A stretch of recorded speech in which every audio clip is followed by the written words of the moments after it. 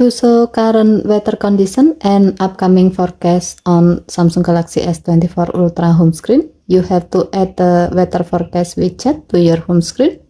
To do so, on your home screen, long tap on an empty area, and then tap widget at the bottom of the screen. Scroll down the widget screen to find weather, or you can quickly find the widget by typing its name on the search bar.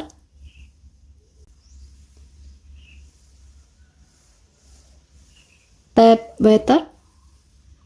Now tap and hold the weather forecast widget and then drag it to the desired area on your home screen. Release the widget to place it.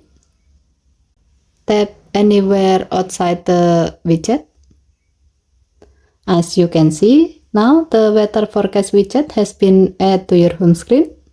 With this widget, you can easily know current weather condition and upcoming forecast right from your home screen, such as current temperature, weather condition like rain or sun, humidity and UV index, and daily forecast, so you can have an overview of what to expect in the next days, making it easy to plan for things like commuting, outing or travel.